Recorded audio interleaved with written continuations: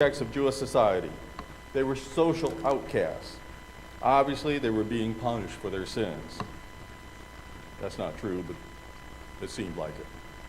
They would not come to the temple and not come to the synagogue and could not be a part of Jewish society in general. But they could stay outside the gates and beg. It's the same way today. Our American poor rarely participate in our churches and synagogues. We walk by them or step over them on our way to church. They beg on our street corners. What does Jesus' opening sermon, his compassion for the poor and those who are broken to bits in life, the homeless and the hungry, mean for our lives and the life of our congregation? Well, God's love for poor people is meant for all of us, individually and collectively. That we need to take care of the poor in our congregation and in our surrounding community. And to a certain extent, we are doing that. We have a special ministry to the poor in our Disciples Mission Food Pantry. Many of you work and volunteer and give food to the food pantry. Thank goodness. God bless you.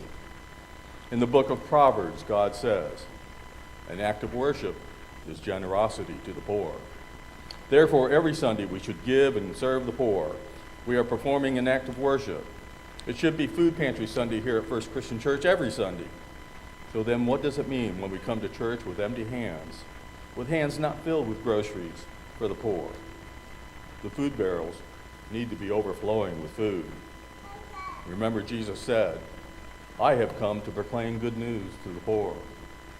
So many people on welfare. Jesus would want us to be involved with people who are on welfare.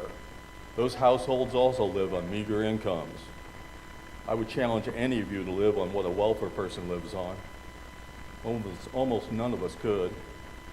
The only way out for them is a better education and a lucky break, generally meaning a better job. We as Christians need to be more supportive of these families, not politically critical of them. And then there are the homeless. Jesus needs us to serve the homeless community. Get to know them. Rub elbows with them. Chat with them.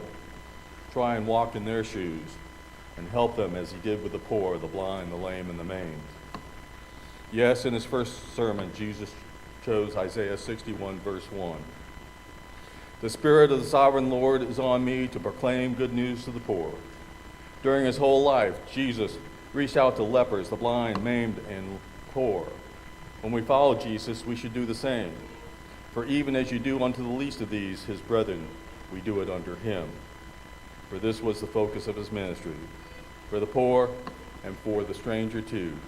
Don't forget the stranger in our midst.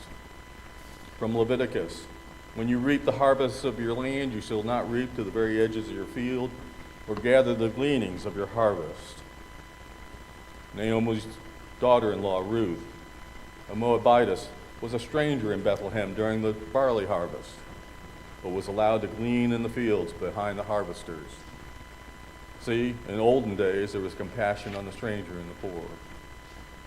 But how do we make excuses as to why we don't help the poor and needy? Take, for example, beggars on the street. Many supposedly Christian people walk by these other people without a thought.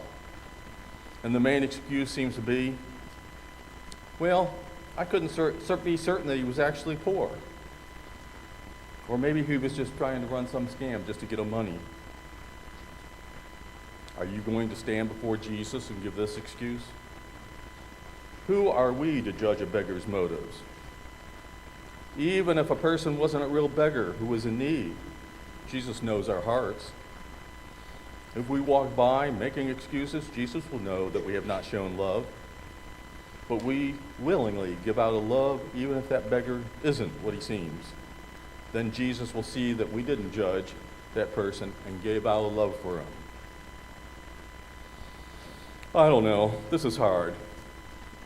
I don't even advocate wasting my giving on those running scams, but judging others and leaving it up to the Lord is hard too. And loving your neighbor or beggar or enemy is even harder. Proverbs 19 says, whoever is kind to the poor lends to the Lord and will be repaid in full. And again, Jesus reminds us in Matthew, and the king shall answer and say unto them, verily I say unto you, Inasmuch as ye have done it unto one of the least of these, my brethren, ye have done it unto me. So whatever we do to the poor and needy, we do to Jesus. Remember this the next time you walk by somebody in need. And we should not only give to the poor, but we should be a voice for them. As Proverbs 31 says in verse 9, speak out, judge righteously, defend the rights of the poor and needy. Jesus also wants to help the poor and needy by telling them about him and about the great hope